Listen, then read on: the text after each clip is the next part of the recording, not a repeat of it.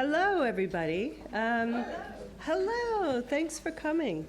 Welcome to OzDox. This one should be a real good one.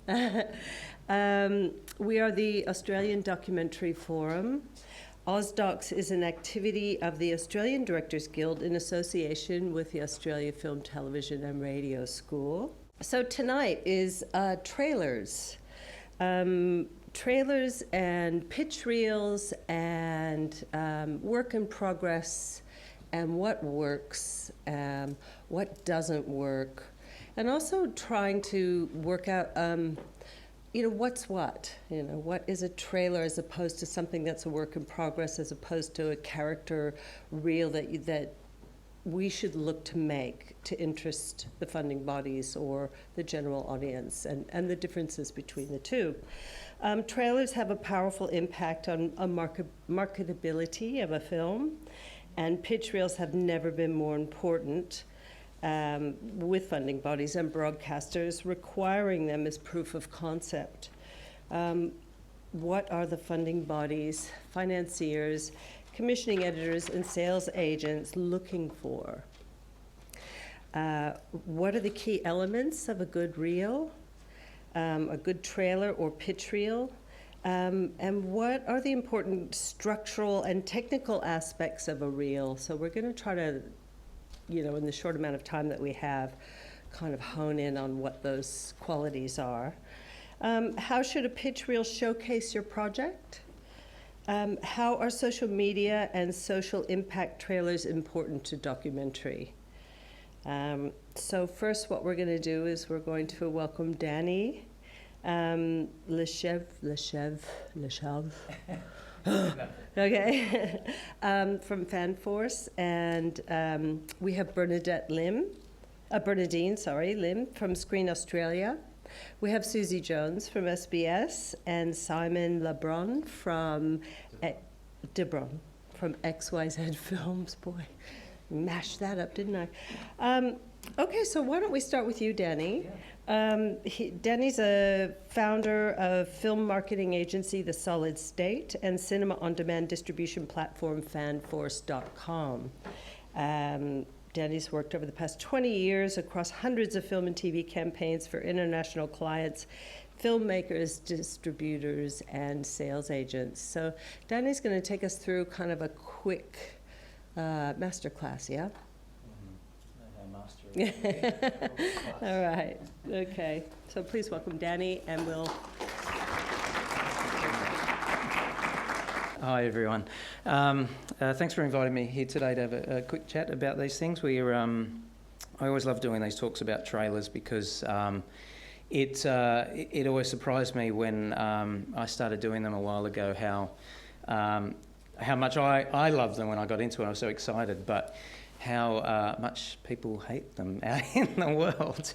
I don't know how many things I've talked at where people say, oh, you're the guys that create all those things that, tell the plots, that put all the jokes in, that basically ruin my whole life based around a particular film. So we find ourselves in this odd position often where we have to justify the whole purpose of a trailer. So, but look, I think one of the things that I think a lot of people don't understand about trailers is that how much the understanding of storytelling and promotion have to be sort of baked into these little things. So even the bad ones that you see online have often got quite a background in them of people pulling apart the story, working out the things that were appealing to audiences, the parts of the story that weren't, the things that would derive a social impact, all of these different things that really are pulled apart and then sort of put back together in this kind of smaller form. So yeah, that's one of the things that we really love about it, was this chance to work on someone's project at the beginning and see how we could put it back together in a more interesting way. Despite what a lot of people think, I think if you do try to put too much into a trailer that doesn't tell the real story that a filmmaker's created, that is a very short-lived game, and that audiences can smell that a mile away, and it doesn't really pay dividends. So we always take the approach that you really have to tell the story that you've been given and show that in its best light. There are certain times with certain trailers that you have to get a plot and you have to, you know, confuse the audience a little bit. And we've got a project that we're working on at the moment where we have to, you know, sort of deflect the audience's attention with a few different things. But largely, you do have to get the understanding of the story across to the audience in a really succinct way. So yeah, a while ago we started to use all of the tools that we'd sort of learnt over the years of pulling films apart and putting them back into trailers, but trying to backwards convert those for these kind of proof of concept reels or you know, pitch reels that we see now. So the great thing about these reels today, and the reason that they're in such high demand for these projects, of course it gives you know, funding bodies and broadcasters a good chance to look at the film in a very sort of condensed way. But what we love about the projects that we've worked on is it's a real chance for filmmakers to actually look at their story and at a very smaller level, look at all of the things that you're planning to do with that story, the things that, you know, will take a lot of money and time to execute later. But in the context of a 2-minute reel, you get to explore a lot of those ideas in a condensed way and sort of start to feel your way around the emotional impact that they're going to have. And that is probably the most important thing about these projects, these pitch reels overall, is that you are trying to elicit this emotional response. You know, whether you're trying to get money from a funding body, you're trying to get other people to join the team, you're just trying to get the story noticed, you have to make that emotional impact with these tools. And it's only then that people get engaged, and that's like the oldest advertising, you know, rule in the book, I guess. But it does work. That's the thing. If you can make someone cry, if you can make them outraged, if you can make them feel something, they're much more susceptible to getting engaged with your project and then reading your synopsis, looking at your idea for that release. So a lot of the projects that I'll show you now are that we've worked on. We have taken those ideas originally. We've looked at those kind of ideas, and we've looked at ways that are going to engage those people. And that emotional driver is probably one of the things that we talk most about when we create these reels for filmmakers.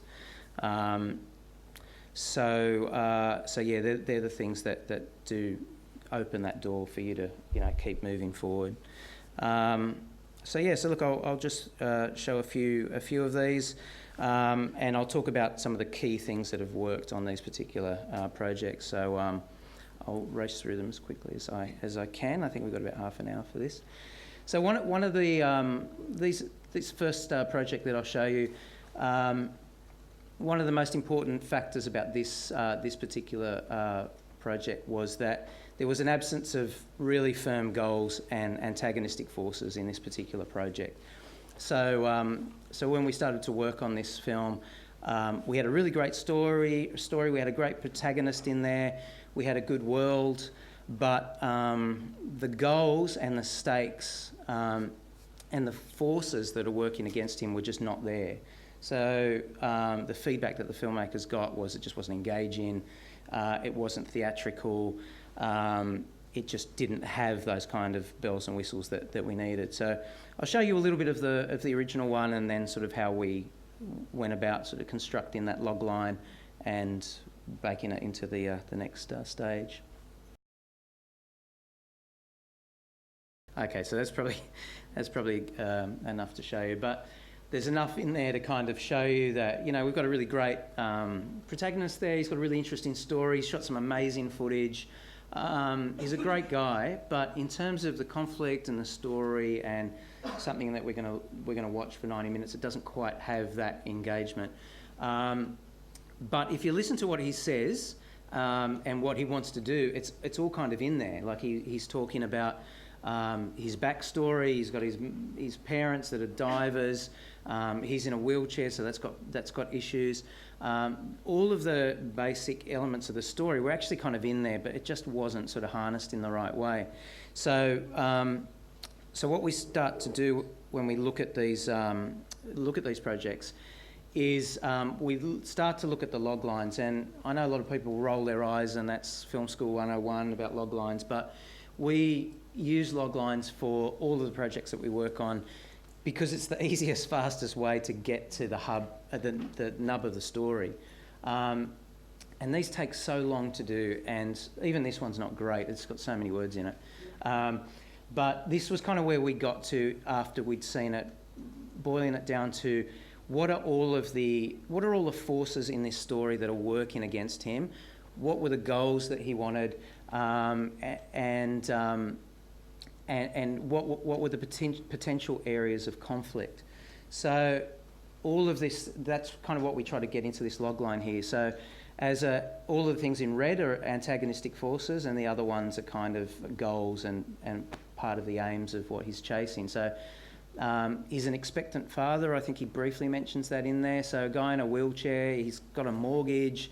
There's so many things that he's doing. He's working a job. He's doing all of this filming, and then he wants to take this a step further. He's a quadriplegic. He lives in a remote area, and he's working with a risk-averse director. So the director on this film was actually really worried about the logistics of making this film, putting the guy in a cage, the breathing issues, all of those things. So he was actually really worried about that. So that was another antagonistic force because he's pushing against it. So we said, look, why don't we just actually draw that out for the trailer? His family are all professional scuba divers, so he's got this backstory of like not measuring up and want to be as good as them and being around it his whole life. And it's his childhood dream. That's his goal. And the great white shark is a goal, and it's an antagonistic force. So that wasn't really pushed hard enough as well. And that is really kind of the big ticket item here. Everyone loves sharks. We have Shark Week. We have all these things. So how can we bring these two elements together in this reel and make it, raise the stakes? And in terms of social impact, obviously in the disability space, this is an incredibly important topic. And one of the things that we discovered working with Fiona on this film, who was advising us on all of the issues around disabilities, that whole idea of pandering and inspirational goals and all that kind of thing in these films is something that is really bad in this space. So we really wanted to bring that out in the conflict with the director as well. So anyway, these are all the discussions that we had before we started on the reel. So this is kind of where we got to.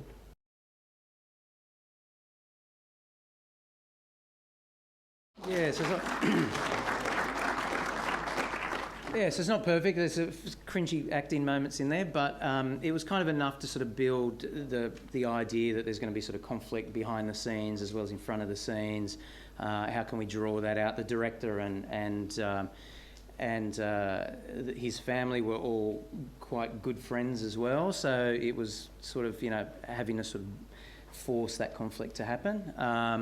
But the idea that also this could be quite a big story, that we might be able to get, someone like Discovery and Shark Week on board as someone that would be interested in the project, and that, this might have that 10-second Shark Week, moment in there. All those kind of funding ideas and distribution ideas were sort of in that sort of concept as well.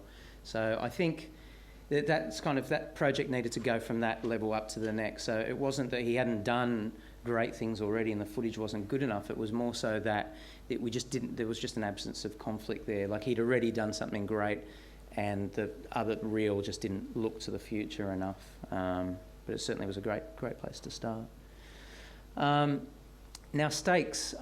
Stakes are probably one of the second biggest things that we always talk about with these reels, is that there's a bit of a tendency with documentaries, I think, to think about telling a story, that there's lots of information here. There might be an emotional kind of element to it, but what does the character stand to lose and gain by this journey that we're going to see? So I think particularly with narratives, that's something that is often like a little bit easier to kind of see, but sometimes in documentaries it's a little bit harder.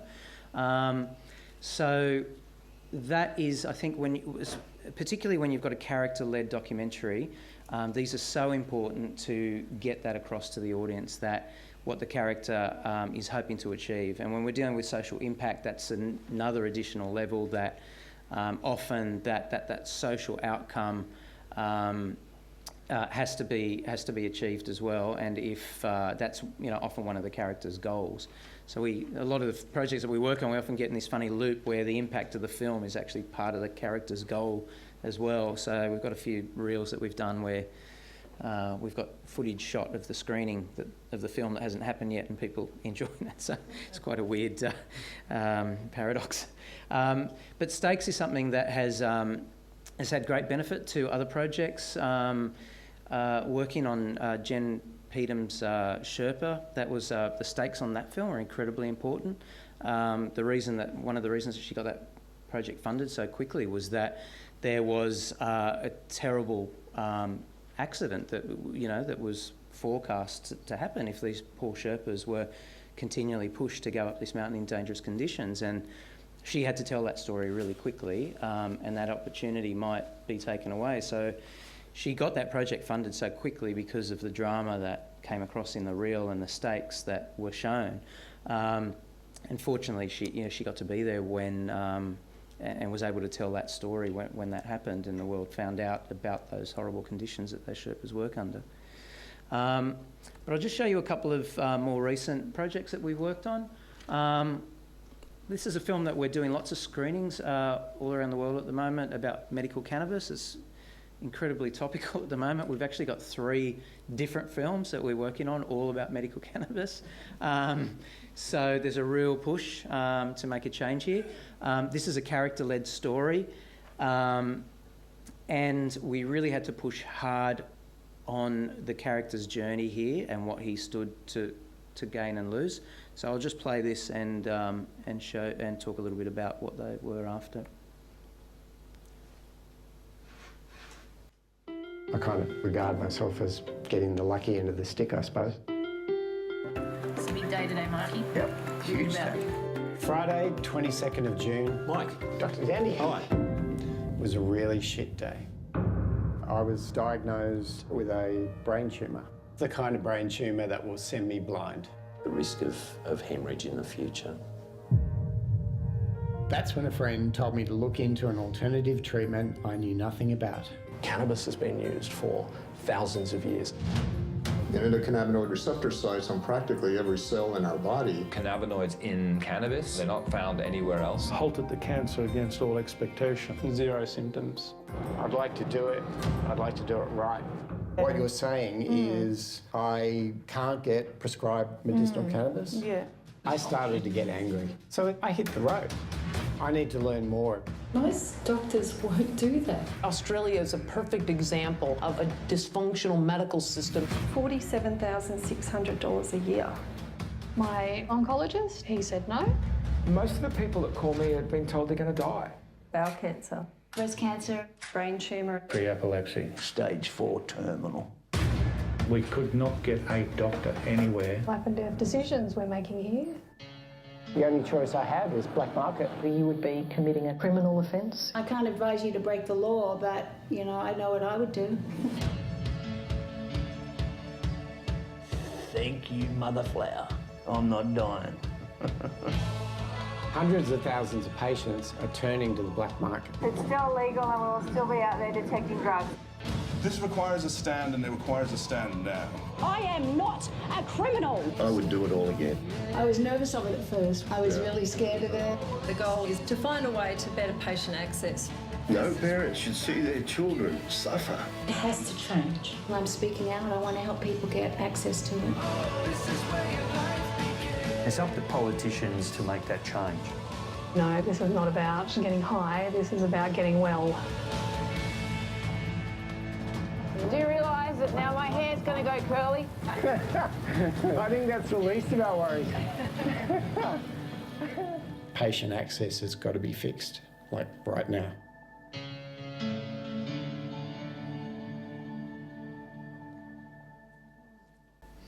So that was a really interesting project to be a part of. We started working on that while the Filmmakers were still in production, and one of the interesting things with it is a lot of the people that are in this space already and know a little bit about medical cannabis kind of see it as a done deal. There's if it's about your life, you'll probably just do whatever you can to sustain it. So here's a character going on a journey trying to find out more about it.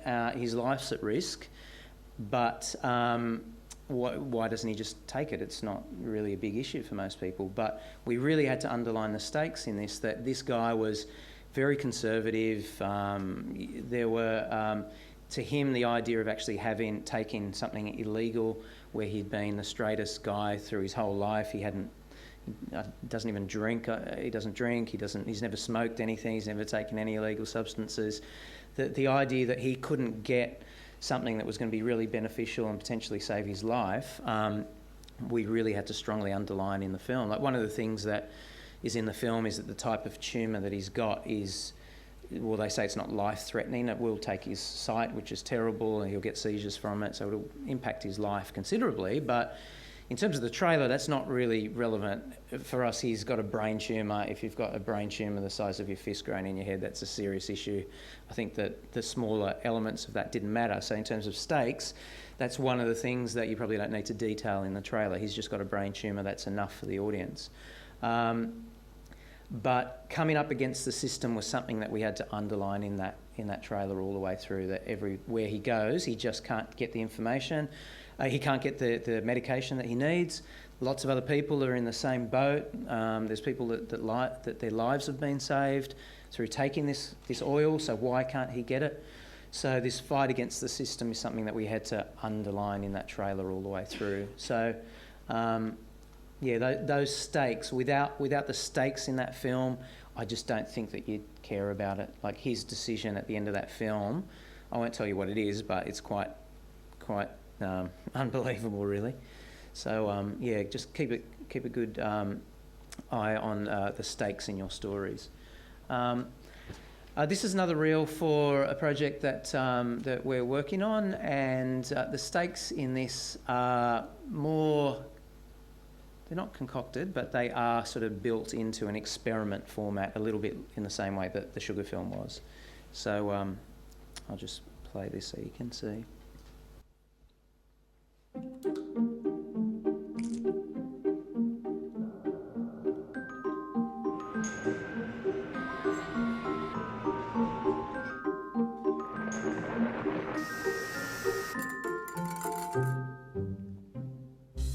My name is Drew. There is nothing quite as special as my dog, Dennis. Since adopting Dennis from the pound, we're now officially the Wolfpack, and we haven't looked back since. When my vet told me that Dennis was sick, I was shocked. But when he told me it was what I was feeding him, I was mortified. There's a problem with the food we feed our pets, and most owners aren't even aware that there's a problem. Dogs and cats have evolved to eat raw meat. Corn, wheat, soy are all carbohydrates that are not biologically necessary for dogs and cats to consume. BHA is a toxic preservative. Propylene glycol, which is antifreeze. There are so many chemicals in some pet foods that it will stay fresh for 25 years. The consequences of feeding processed food to pet cats and dogs is catastrophic. Diabetes, arthritis, skin allergies, autoimmune disorders, colitis, obesity, cancer. It's a huge epidemic of problems, and it's all linked to diet. Pet food companies tell us what to feed our pets based on what they want to sell us. They're doing it by controlling what vet students learn about nutrition. But their education's only coming from the pet food companies themselves. They seem to have convinced pet parents all over the world to not feed anything but dog food or cat food. One of the greatest untold stories is the collusion between corporations. If commercial pet food made Dennis sick, can an all-natural diet make him well again? So if you change your dog's diet, you'll see massive differences within 30 days. He started running around like he was a little puppy again. I never thought this would be possible. Dennis is totally healed. This changes everything.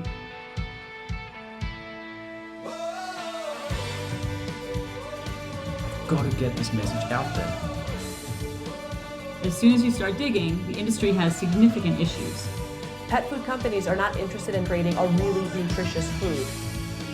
It's overpriced food sold to customers that can't talk back to us. There's a world of pet owners joining you. You put natural food into your pet and you get an animal that thrives. This is a crusade for all the dentists out there.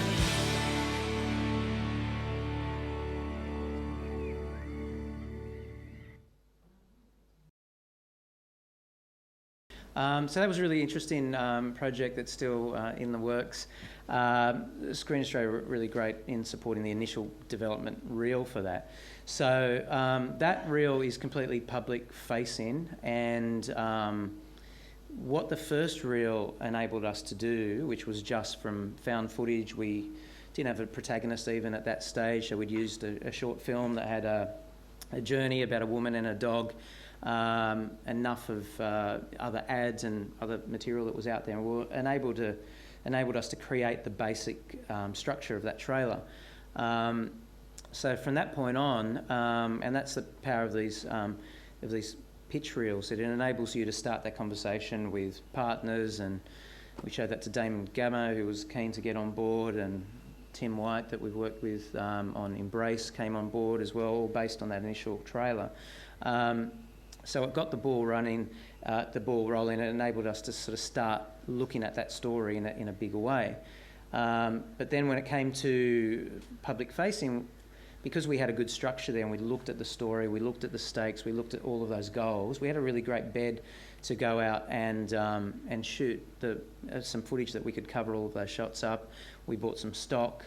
So there's enough in there for it to kind of feel as real to the public as possible, so they would get engaged with it and put money into it. So, but again, in terms of stakes, like that one's a little bit more manufactured. The dog has got some health issues. We're going to be putting him through an experiment, so we're going to be drawing that out.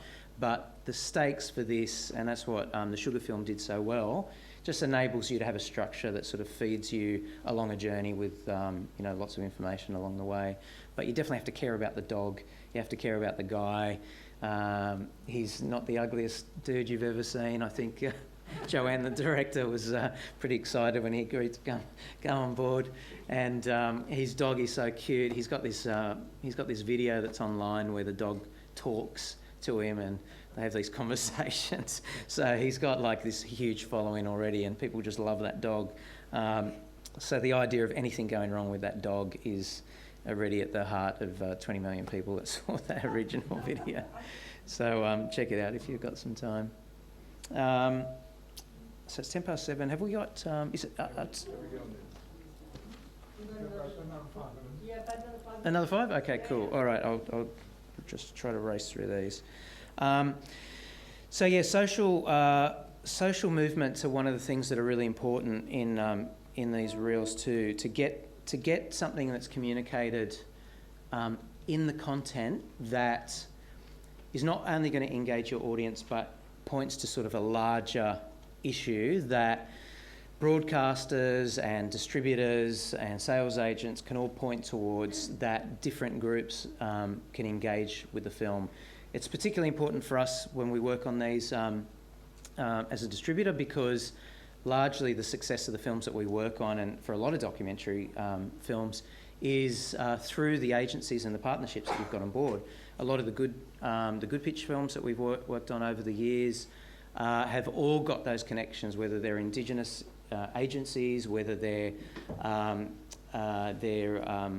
social or community focus organisations about mental health or a range of different issues. You want there to be enough of those issues focused on in a way that a lot of these groups can see value in doing screenings of the film, or bringing their audience along to it, or even piggybacking off your film to help launch an initiative that they've got. So a lot of the films that we've worked on, and the success of them has been entirely attributed to those relationships. So these social impact movements in the content of the film are really part of the storytelling itself. So when that works well, agencies can, those groups can kind of see that, and they really latch on. So we've got a film at the moment that we're working on that's actually been funded by the CFMEU, funnily enough, and it's a really important film with really big sort of social impact ramifications.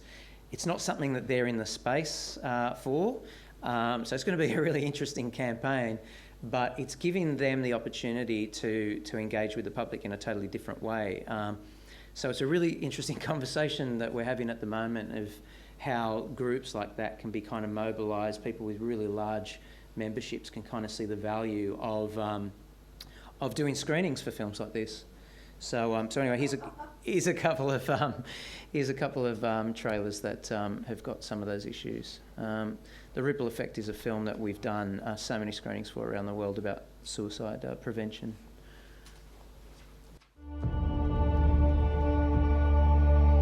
Maybe the reason that I got to live 15 years ago was the culmination of this moment right here. God, please save me, I don't want to die. I made a mistake. You had a very significant spine injury, but you were completely intact neurologically. Kevin Hines went to the bridge, jumped over the guardrail, plummeted 200 feet, but survived. When we were in high school, he had that first major breakdown. Junior year, and it was like the switch flipped. And then you started acting out publicly. I didn't see hope. I didn't see a future. We had this conversation in the hallway, and you said, hey, I found out what's wrong with me.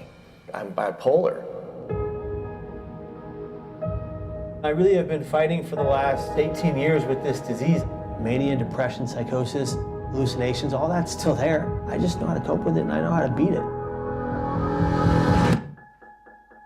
When you see a lot of mental illness, that's a clue that the culture is sick, and that's got to change. So that hope is there. I know I have to keep going, to keep moving forward. You were the first person to ever say, you know, Kevin, you should talk about this, to make an impact on people's lives. There's more that we all can give. I've heard people say, well, hope is not an action plan. Well, it's a start. Talked to 10,000 Marines in 2 days.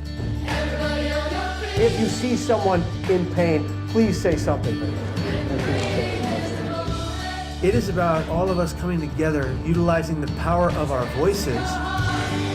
You're going to get the help you need. We've got a story to tell. Get the voices out there. Thank you from the bottom of my heart. Thank you very much. Thank you. We're all helping. We're all one part of a big team. We just need to realize it. Yeah. You know? I want to say thank you. You saved my life.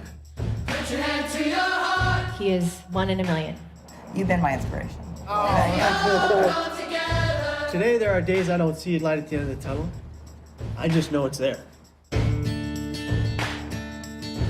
You've done good with your second chance.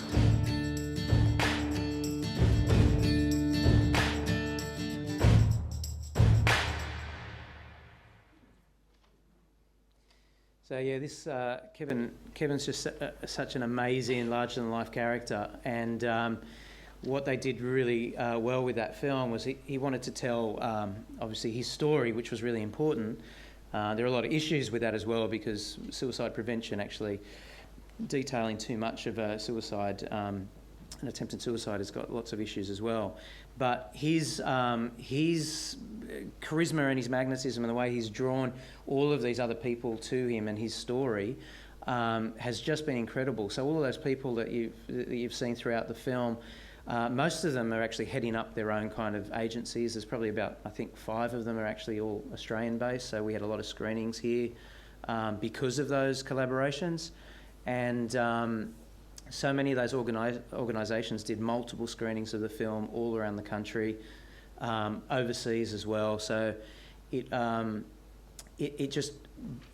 brought the distribution and the filmmaking elements together in a seamless way. And I think that's one of the things that's really important when you think about creating these reels, is just think about all of those people that are in the stories, how you can make this story and the distribution of them like one seamless thing, because there's all of those people that are in there have done so many screenings internally and externally in cinemas and halls and all sorts of places. And I've been to some of these events, and they're just so incredibly emotional, and there's no doubt that so many lives were saved at some of these screenings because of that collaboration from the outset and making sure that those people were integral to the story, were part of the social campaign, were part of those initial pitches that he made to get the film off the ground. So just consider those things when you're doing your reel. I'll skip these next two because we're moving on.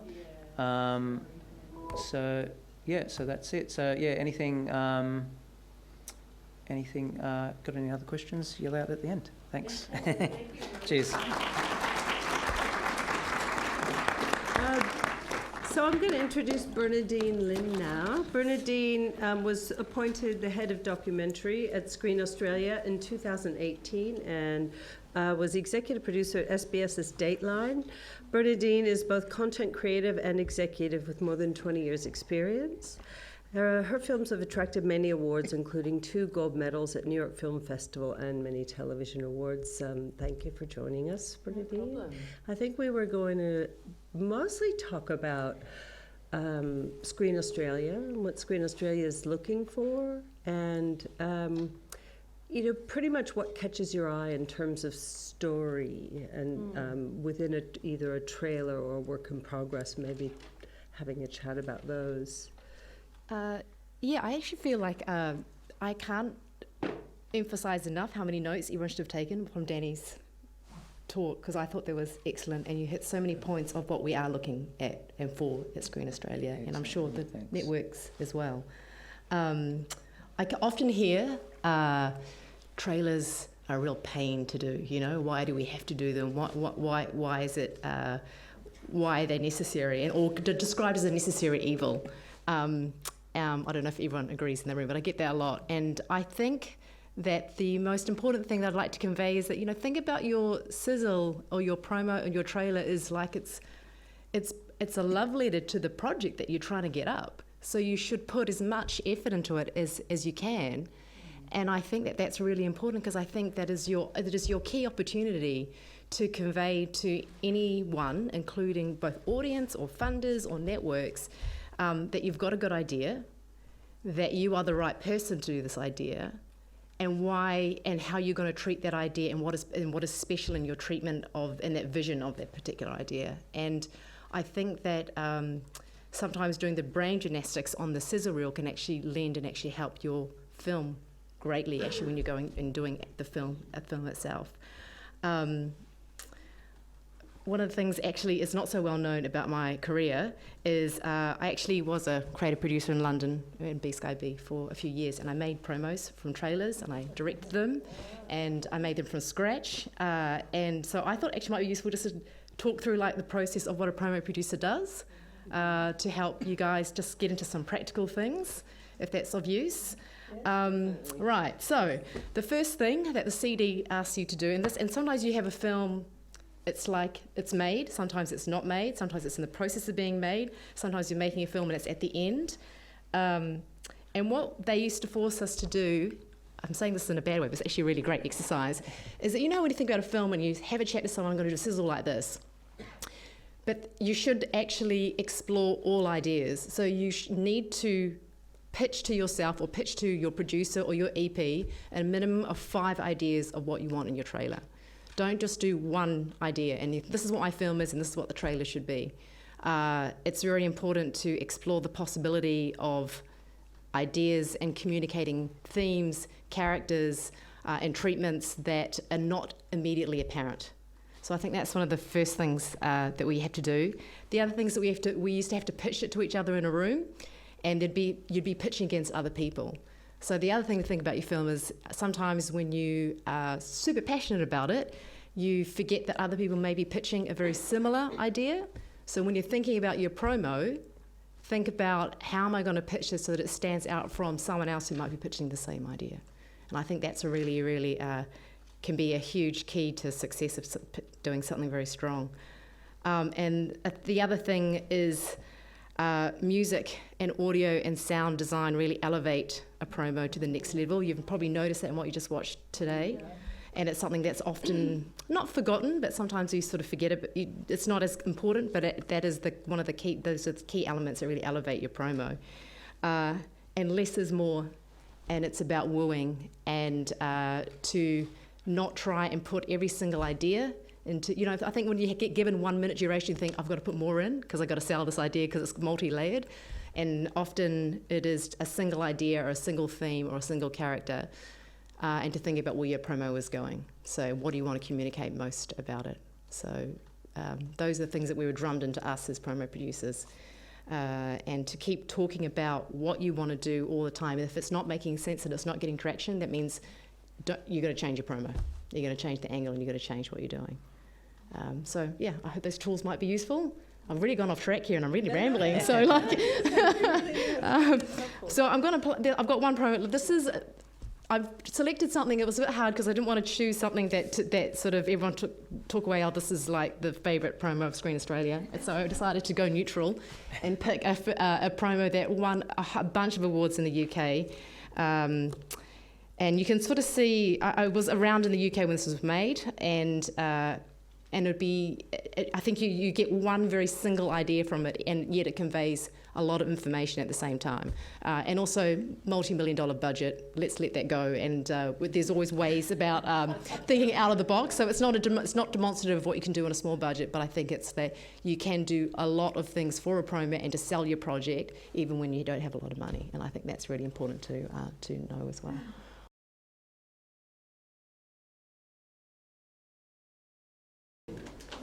Isn't that amazing? Like, do you hear the sound in that? And it makes you stop and makes you pause, and you have a very emotional response to it. And what was interesting about this promo, you can go online, there's the director and the producer did a lot of conversations about it, and unapologetic. That was the single, that they did all these workshops to get down to one single word about what they thought represented the program that they were trying to drive audiences to. And it was unapologetic, and let's create and get an audience to come and see Paralympians with the same superhero nature of a Nike ad.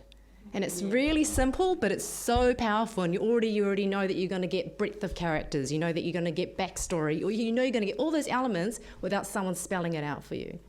So I think it's about being creative and coming to those sizzle reels with as much passion as your stories, but actually distilling down and into what exactly, where is that conflict, where is that tension, what is the emotion that you want people to walk away with. Because I think, nothing delights, one of the best things, other than seeing all your wonderful films when they come through at Screen Australia, is seeing a really kick-ass promo. It makes you leaves you wanting more. You want to talk to that team, you want to hear about the project, and that's where you need to leave people with your sizzles. Yeah. Right. Thank you. Thank you, Bernadine. Okay, Susie. Hi, that's a Hi, Susie. Susie's got a few examples she wants to show us tonight. I might have too many, so I might cut a few out. Okay, no, that's fine. So Susie joined SBS as commissioning editor of documentaries in 2016 and oversaw the development of production for all networks at Matchbox Pictures, including SBS commissions Date My Race, a few others.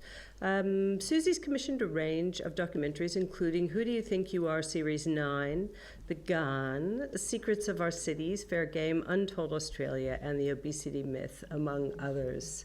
Welcome, Susie. Thank you. Thanks for having us.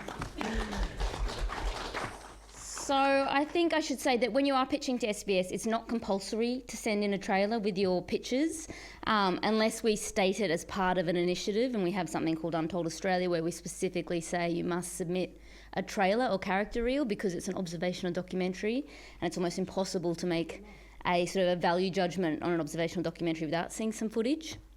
But if you do send in a trailer or some footage with your pitch, we love it. And it's the first thing we do before we actually read anything, because it is a visual medium we're dealing in, and there's no better way to convey characters and tones and story and get us excited than using visuals. But I thought what I'd do is sort of touch on, I appreciate that not everybody at the outset of development has money to spend on a trailer or has the footage to cut the trailer from. So I thought I'd sort of touch on a few different models that can work and have worked for us and use some practical examples. And I think I'm just echoing also what some of the other people on the panel have said in terms of when you, working as a commissioning editor, it's a great privilege to see a lot of trailers, and I feel like I'm getting better at knowing what works in a trailer from being able to see those. So, and having a distance from projects as well. We're coming to it in the same way that you do when you view a trailer online or at the cinema or wherever. We want to be excited. We want to see characters that jump off the screen. We want the promise of an enticing story, and we want to be left wanting more. So, it's the same range of emotions that anybody goes through watching a trailer, and I think we're all becoming more adept at watching trailers and picking up on interesting stories as we watch more and more sort of short-form content on social media. So I think we're probably all getting much more skilled at making trailers and selling stories. And actually generations under us will probably do it like breathing. But the other lens, I guess, that we're bringing to it is, I'm also thinking, is this going to work for our network? So that's probably the only difference. And I think, actually, when you think of a trailer for a network or for SBS specifically, it's good to kind of approach it as though it were the pre-title for your documentary or for your series, because it should do all those things that a pre-title does, excite us, set out the broad themes and promise what's to come. It doesn't have to do everything. It just has to get us excited and make us want to have a conversation with you and want to talk more and find out more.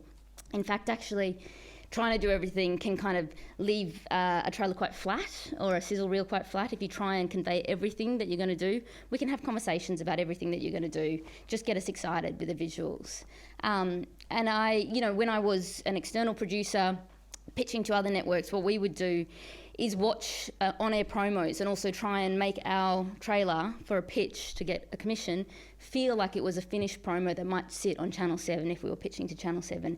Use the devices that they use in their on-air promos, because a part of a commissioning editor's job is not just to establish whether a story is exciting and whether it's going to work for your network, but also you're already thinking, how am I going to bring an audience to this? And so if you do some of that heavy lifting in the pitch trailer, then that's great. You sort of got us even further on the hook.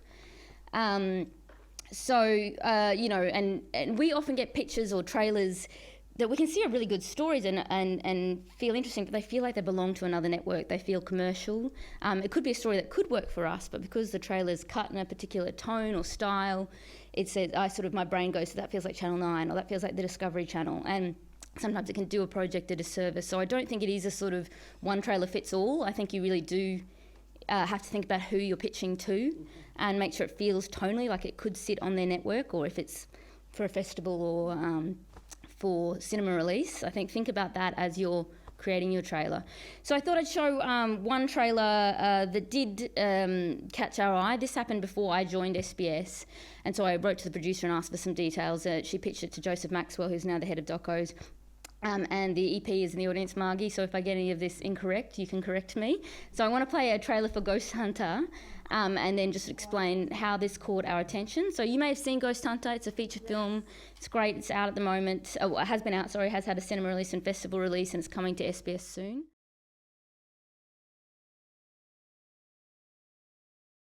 So I think the way that it started was Rebecca, the producer, had some footage initially, and she came and had a chat with Joseph, and he could see some potential in it and didn't sort of have an immediate, this is a definite fit for us.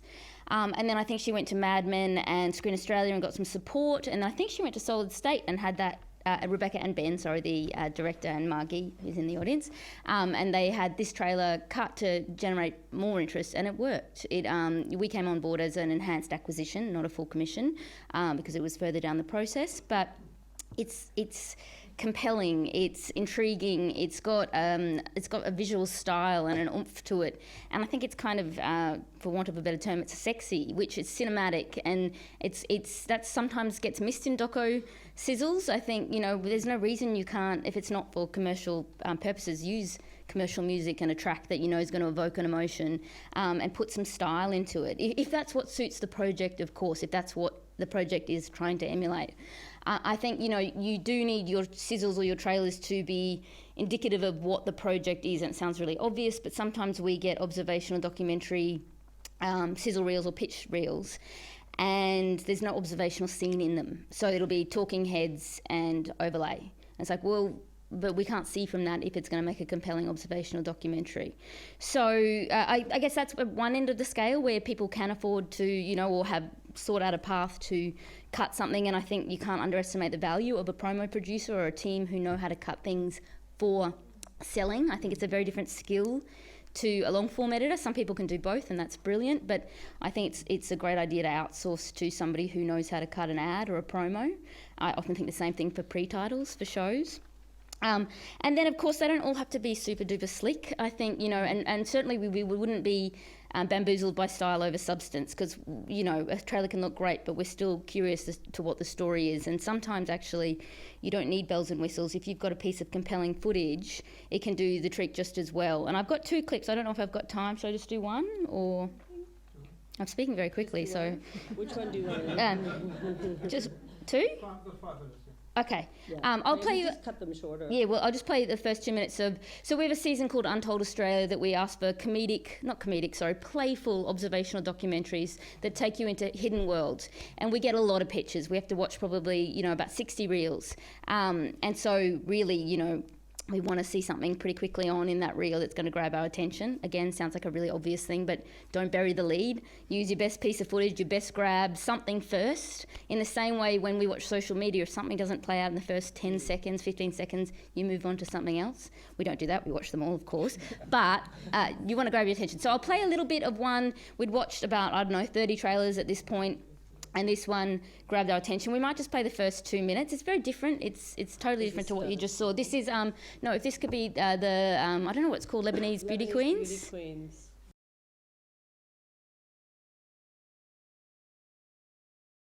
Sorry, it goes on, and I know, well, that's good, right? It leaves you wanting more. But it goes for quite a while. But I just wanted to convey that, it's not as sort of production value heavy as something like Ghost Hunter, but it immediately, you can see you've got great characters, there's humour, there's a point of view, and what you see if you watch more of it is that there's a fully realised story arc. You can see that there's going to be a beginning, a middle and an end, the promise of controversy and jeopardy, some amazing access to, we didn't end up using the Mahajas at all, but at the time they caught our attention. So it ticked all the boxes, and that's from Janine Hoskins, who's great at doing observational documentary, and she managed to convey in a short period of time all of that, and it got us on the hook. And the doco ended up being quite different, but still very much tonally in the same vein. That was Lebanese Beauty Queens, and that went out in 2017, I think, or 18, I've lost track. And then I guess the final thing I want to say is that if you can't even, if you don't have enough footage or to cut a trailer per se, a small clip that evokes an emotion and shows stakes clearly, to Danny's point, can do the same trick. Look, and what I'll show you now is another Untold that we've got in, potential commission at the moment, that we saw a little clip, and that was enough for us to put some money in, for them to film more, to create a full trailer and a full proof of concept. But it's just a good example of, if you don't, I think it may have been shot on an iPhone, I'm not sure. Yeah. So let's just play a little clip of it, and then hopefully it'll speak for itself. So this is the Stutter School.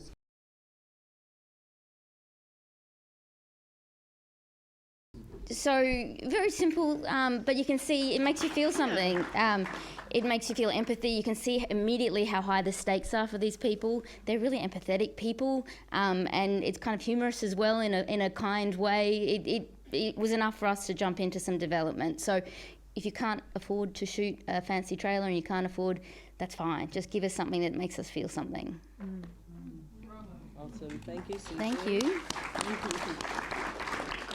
Okay, Simon. So Simon joined international sales agency and production company XYZ Films in 2011 as an acquisitions executive. XYZ recently launched a new documentary division, expanding its documentary sales globally.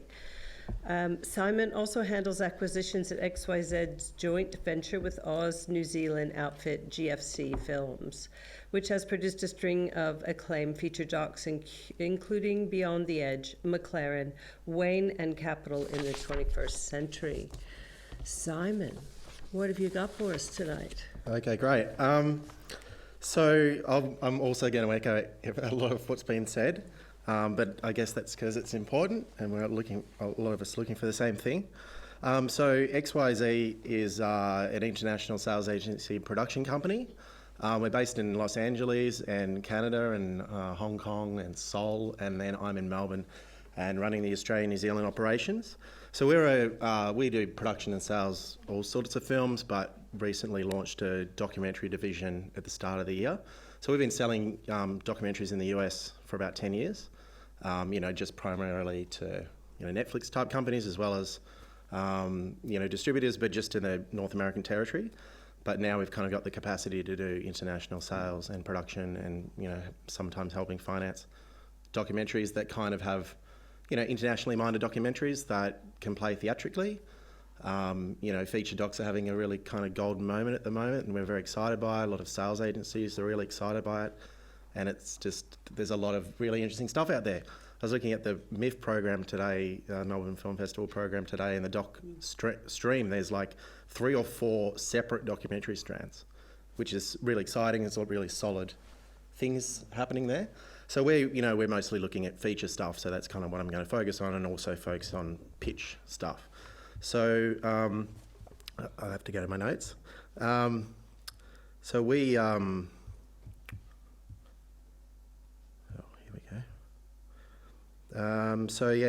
3 documentaries in Tribeca. As a production company, we've been involved in framing John DeLorean this year, which is a hybrid documentary about John DeLorean, who started the car company that's famous from Back to the Future. And it's sort of like the rise and fall of the American dream. It's like a Donald Trump kind of figure. And, obviously to play that character in the hybrid elements, we had Alec Baldwin playing John DeLorean. And then there was the real story with the first interviews ever with his family, and it was kind of, really beautiful, but also, he was kind of entrapped by the FBI, and it's quite a tragic story, really. But, someone that normally has been dismissed for a long time by the media, we could kind of look at a more intimate story that had never been told. So we're kind of interested in that kind of really interesting hybrid stuff, as well as ambitious feature documentaries. In terms of what we look for, but also I want to speak for other sales agents as well, we look for pitch docs and reels and that kind of thing that, pitch this distinctive tone and style, as also the directors, the filmmaking prowess. So we're kind of looking for stuff that can show, even as important as the idea might be and the story might be, that's not going to sell the film. I was talking earlier with Danny about Frackman and how fracking's a difficult topic to get interested in, but that both the trailer and the film really help you engage with something that would be kind of boring on the surface. I mean, for me. So you're sort of pitching the style of the film and the director's ambition. I mean, we see a lot of stuff where there might be a bunch of archive stuff because they haven't filmed the documentary yet, but it doesn't show a lot of, what's the more theatrical elements, like how cinematic it's going to be, or, what sort of, really that kind of thing. And so there's a lot of stuff with pitch reels, like it's never going to be, unless you're doing a panel in public, it's never going to be made in public. So a lot of the stuff that you do in terms of a pitch reel, it'll just be shown, in a password protected link or in a meeting, that kind of thing. So, feel free to use music that's not licensed and, something that you feel, expresses the ambitions of what you're going for. I keep losing my spot. Sorry about this. Once again, conveying the emotion, the experience. So if you want people to get angry or inspired or excited, the trailer should make you feel that. That starter school, I was on board after about 20 seconds, and I didn't need the rest of it in a lot of ways, And keep in mind that people are making decisions really quickly. We're inundated with stuff, and while we like to watch as much as we can and read all the pitch documents we get our hands on, often that trailer or pitch reel will be the first decision you make, and that often will determine how much time you then spend on everything else. So if there's something compelling straight away, that often might inspire you to get in touch with the filmmaker or really take your time digging through the materials. So don't often put all the stuff in your pitch doc. If it's important and you feel people really need to know, it should be in the pitch trailer. Also, in terms of time, we see things that are a little bit too long.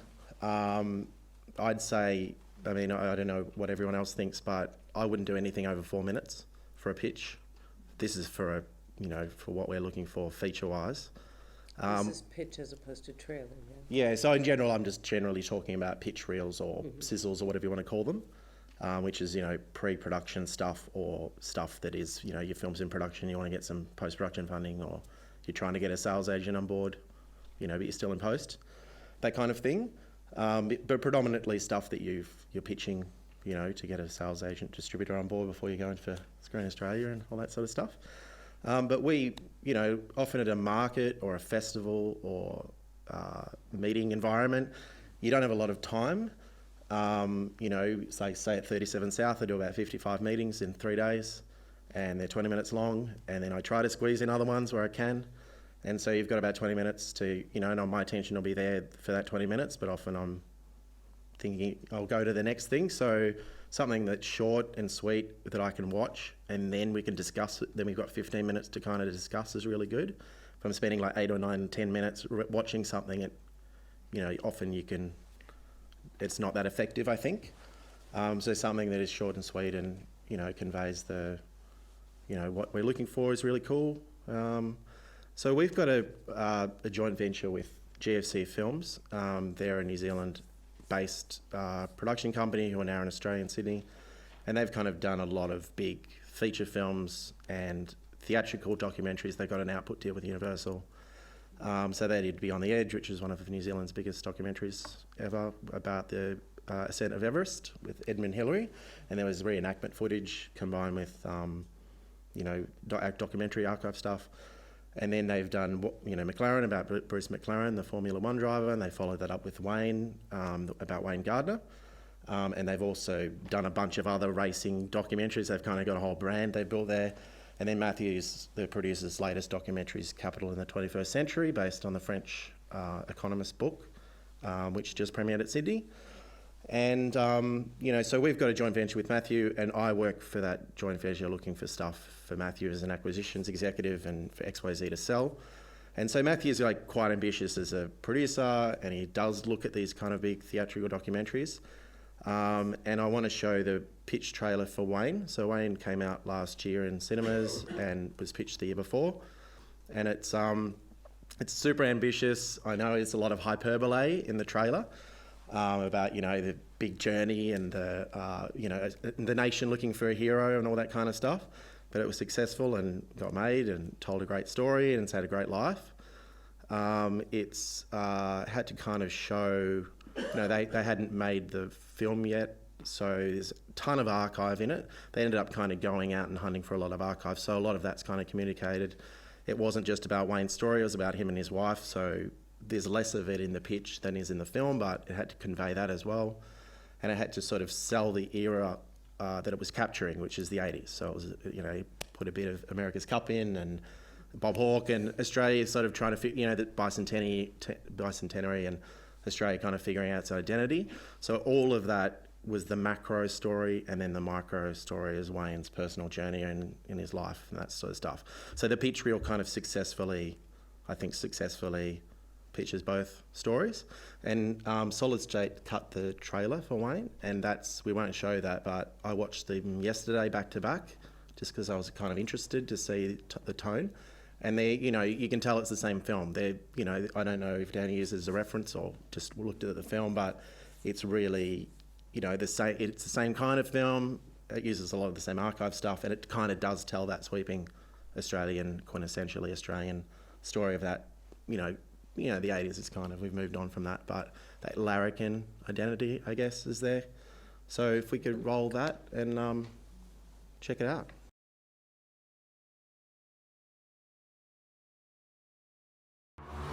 Australian motorcycling ace Wayne Gardner. Wayne Gardner. Wayne Gardner. Number one sporting hero down under. Action! I just love saying that.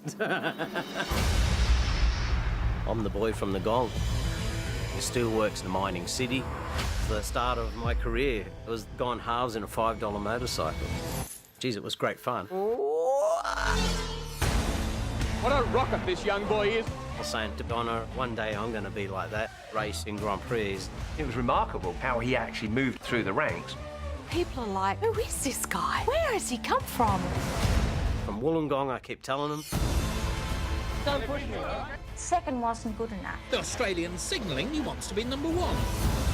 I knew Prime Minister, Pat Cash, Kylie. All of a sudden, I'm this national hero. The first Australian to win the World Championship. We had to live this lifestyle you never know existed. I was in heaven, like a cat in the fish shop. This is very dangerous stuff. Sometimes things go wrong. My first Grand Prix. Genius down. He hit him so hard. It was awful. Sorry.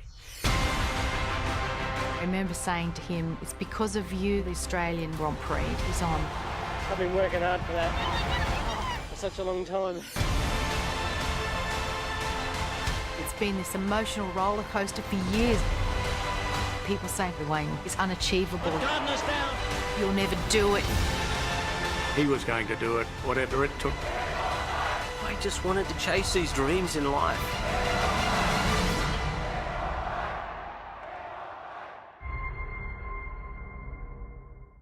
So what we're going to do now is we're going to do a little experiment, really, where we were sent some trailers to have a look at, and what we thought we'd do is just show them and then just put you guys on the spot. Do you want an introduction as to where the film is and what the trailers are? Not really, because I think it's better that people just kind of see them so that they can give their initial points, because otherwise we're just so tight for time, but we'll see how we go. So we asked some filmmakers to submit their trailers and reels, and we're going to show 4. So the first one is Miguelito. It's so incredible that a kid this age could do what he did. Went from the airport, from Manuela Perez to the stage of Madison Square Garden in 1 year's time. Miguelito is one of the first kids that are having exposition internationally. After Miguelito came Menudo, all those kids, the idea of having kids singing, it was born. It's going to be this kid singing his songs, his music, his words, his heart. This kid wanted to be a singer, and he was so ready to begin that career.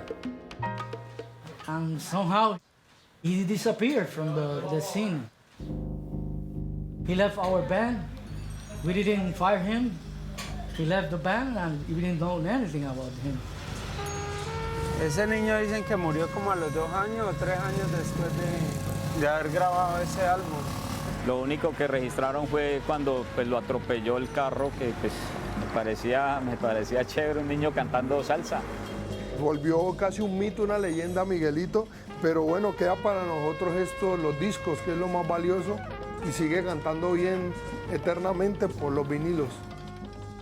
So, fast forward 42 years. What have you heard? ¿Vos sabes algo de Miguelito? Si murió, está vivo. There were rumors. Latin music has a lot of rumors. Yeah. Many. You know, it's not easy what you're doing, because you're trying to piece together a puzzle. I mean, for decades, we have been stuck with a written record that insists that this tragedy took place. The information that we get is on the surface. So when you start doing research, you start to discover things underneath.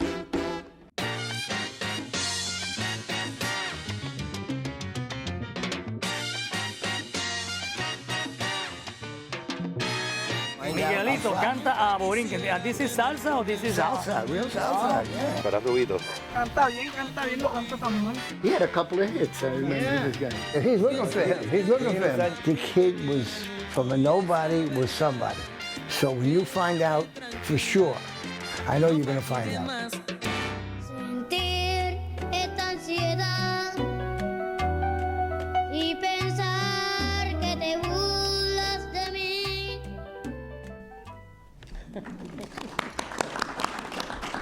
Okay, who would like it? Maybe we'll just start at the end. Danny.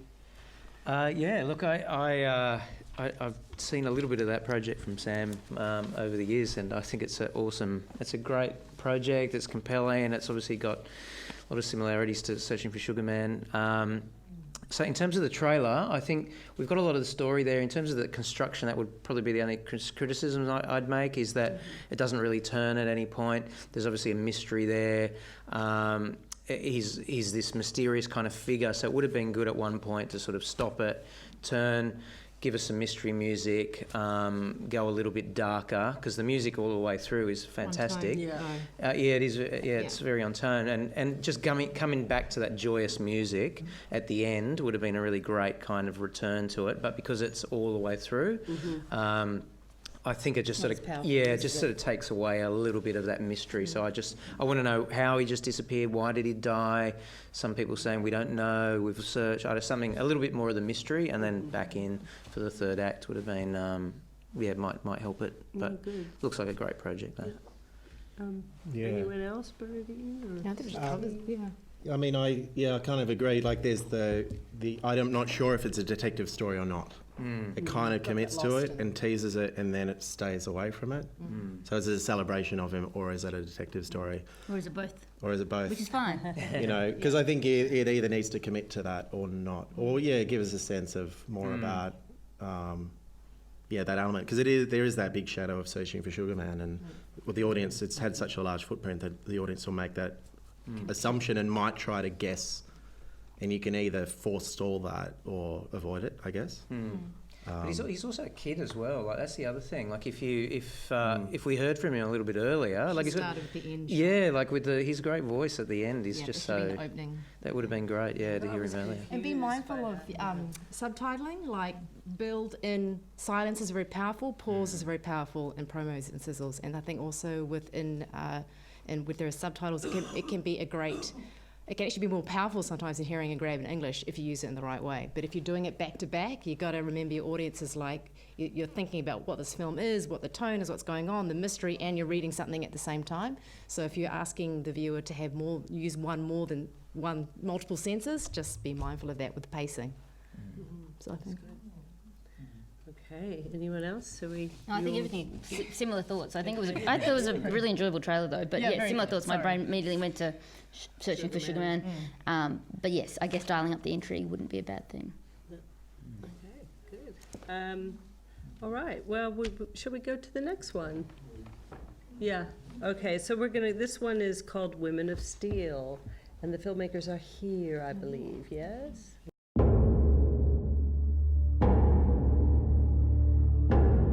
A lot of these jobs in BHP surely would be very difficult, grimy, noisy, dirty jobs. I mean, do women in Port Kembla or Wollongong want these jobs? Tents, banners and petitions presented an unfamiliar sight to steelworkers at Australian Iron and Steel today.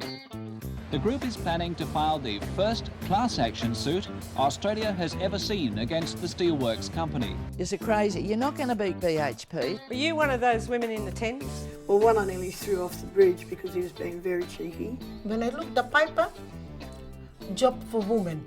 Women especially, they are good fighters. No, wrong. They say people waiting long time, how many years? But all these people have got the same.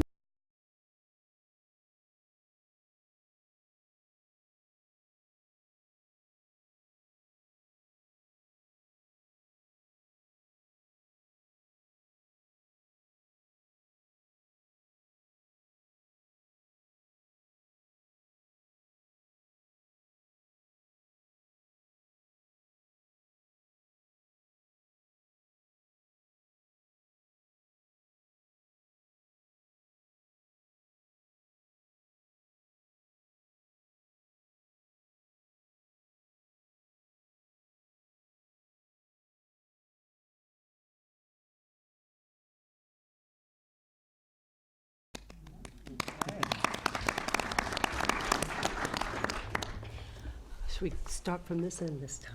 I thought that was quite effective. I do like how it just threw you in there. Like, I really do like that. It just throws you into the setting. I don't know a lot about the topic, so it sets the scene really well. And I can kind of go, okay, I have 15 seconds to know where we are in the story world, and then you start meeting the people. So I thought it was quite effective. Yeah, I thought starting with Archive was also very effective and sort of taking you to that moment. I almost thought you could use, I think Archive's so great because in terms of grabbing attention, because people said really audacious things, like that woman's grab who said, and I almost thought put that up the front, because I mean obviously you need to set the scene a little bit first, but you know, it speaks to broader themes very, very quickly. I guess my brain went to just questions about the form. Do you know, is it interview and archive? Is it what else? Yeah. So it was good. Did the job in terms of piquing interest and asking questions. No, I agree. For what you're using it for, yeah, it's very good. Yeah. Yeah. One of the things I really loved in that it started to go down a bit of a comedy route too. Like I love the funk bass line in there, and I would have just maybe pushed that a little bit harder and had a little bit more, like they're feisty women, they got some attitude, they're like, screw this, we're going to take this company down. So I think if they can win and take these guys on with humour as well, it's just that extra level of confidence, and I think people love that kind of charisma in these kind of films. So I think if they win and they're going to beat the company, if they do it with some bravado as well, and you could do flash cuts to some of the old socialist, you know, women posters as well. Like I was in at the union office just yesterday, and right in the foyer they've got that what's the slogan? We can do it. We can do it. Yeah. That, you know, that like some quick whip pans and close-ups of that kind of propaganda could be like fun and just give it a bit of attitude. What do you mean the bass line? Oh, the funk music that you've got is just great. You know, it just gives it a momentum. Well, I mean, that's what we could find on that we didn't pay for.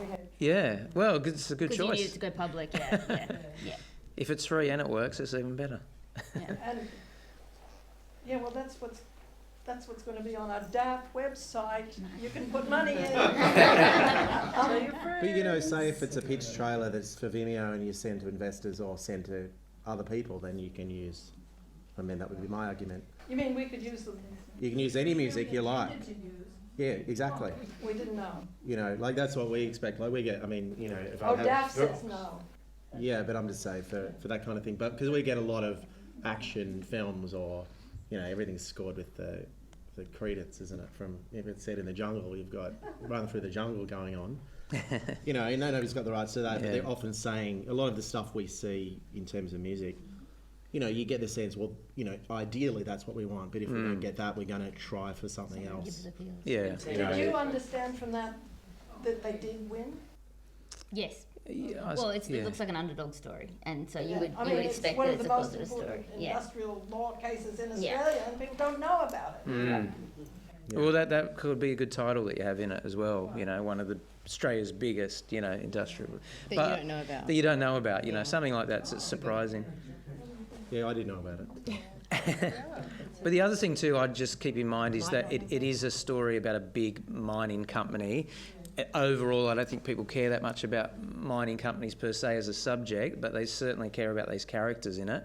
So if you can start off with BHP, but this is a greater comment on women taking it, you know, to the man, in the big companies, I think that could be a great.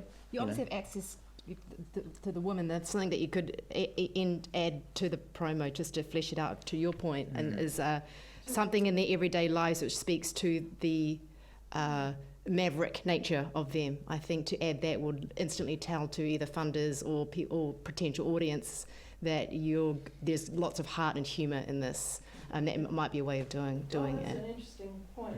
Actually, Robin was one of the leaders of the strike, so it's very hard to get people to put money in if the director is a steel worker for 30 years. One other thing I was going to say is that the racism element in there sort of comes in a little bit out of left field. I don't know, just whether you could introduce it somehow, that there's multiple antagonistic forces that they're all fighting against. There was a certain element at the time. So I think that might be, I don't know, some way to bring that in a little bit more like smoothly. But yeah, otherwise I think it's a great idea. I think it's a great concept. Awesome. You can breathe now. Okay. So we'll look at The Witch of King's Cross next. Rosalind Norton was a very, very magnetic personality. As an artist, she's looking for truth. She's drawing on the depths of her unconscious, accessed through trance. Genius or crank. She was dangerous. She was the original monstrous feminine. And to top it all off, she opened her mouth and said, "And I'm a witch." She was a colourful figure in King's Cross at a time when Australia was 80% Christian. She believed that the world was animated. There were spirits, there were forces, there was a pantheon of gods and goddesses out there. The witchcraft aspects that she gave to the media were almost caricature. Woman producing obscene art taken out of galleries. It was provocative stuff.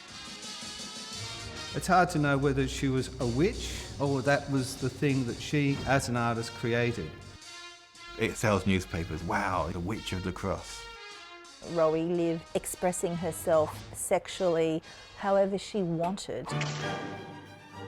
The headlines came out, orgies in King's Cross. They were arrested, they were thrown in jail overnight. The publicity was so explicit and so negative. She was a player, you know, she was out to get attention and she got it. Rowie was just hitting every button. One of the most dramatic things was the involvement of Eugene Goosens, who was knighted by the Queen. And before you know it, he's getting involved in her sex magic rituals. So the Sun rang up the Vice Squad and said, "We've got some photographs we think you should have a look at." That's right. People were blaming her. She was well and truly persona non grata now. Rosaline Norton was really good fodder to sell newspapers. This is a strong woman advocating a form of women's liberation. People who hurt her seem to come undone. It is such a romantic and threatening image, the image of the witch.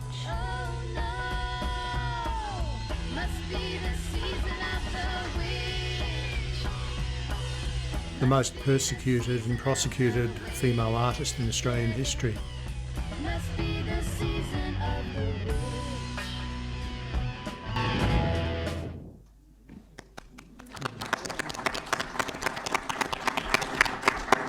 Start with Susie? Sure. Yeah. I'm intrigued. I think actually it got, for me, more intriguing the further we went along when we started hearing about how she was press fodder. I think actually for my brain was, I was trying to work out what I was going to say, and I think what I'd like to have seen is this little setup of the Times and the Conservative of the Times, and then sort of screeched in with her.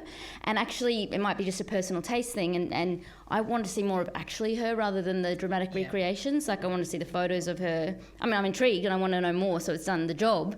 But that's when my brain went to was when I saw the actual photos of her and the footage of her and what she represented in terms of the Times, perhaps rather than was she a witch or not. To me, that wasn't the most intriguing question in the promo. It was what did she do to the Times she was in and who was she, this intriguing woman. So I think that, for me, could have been more front and centre than whether she was a witch or not, because that's kind of subjective, you know, whether you believe in witches or what they are. But she sounds intriguing, and I think some of that intrigue played out later. But she does sound intriguing. I've never heard of her, and I'd like to know more. Oh, we haven't mentioned that the filmmakers are here. Oh. Yeah, that's my Oh, well, good. Okay, sorry. No, well, it does look intriguing. It's my co-producer. Right. Excellent. Beautiful. Yeah, well done. Yeah, thanks for your feedback. No worries.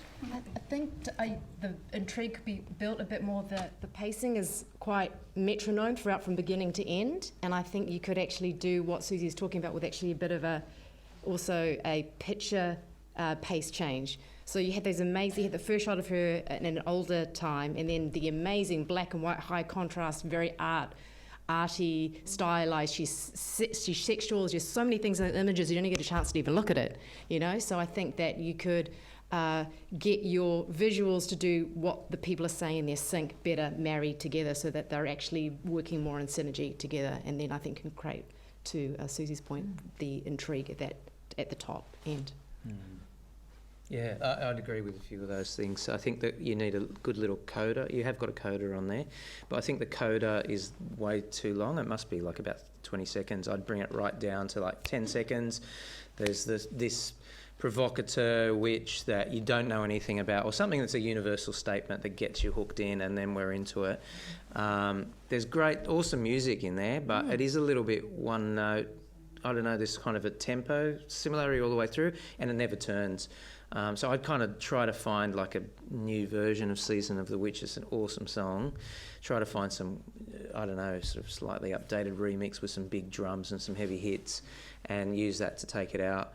But I think it needs a turn. It needs a turn at some point. Like she's, you know, they had the photos in there. They had this dirt on her. I want to know a little bit more about the forces working against her. I mean, it'd be even cool to sort of see some people that were really deeply offended by what she was doing, and hear from the other side of the story too. I don't know, the Christian lobby or something that sort of said, you don't realise what she did, she's, you know, this and that.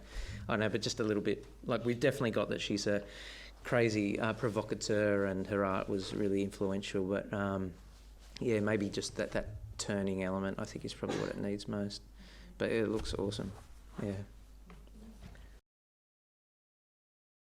Yeah, so The Witch of King's Cross is in post-production in the fine cutting stage, and we're looking for a sales agent.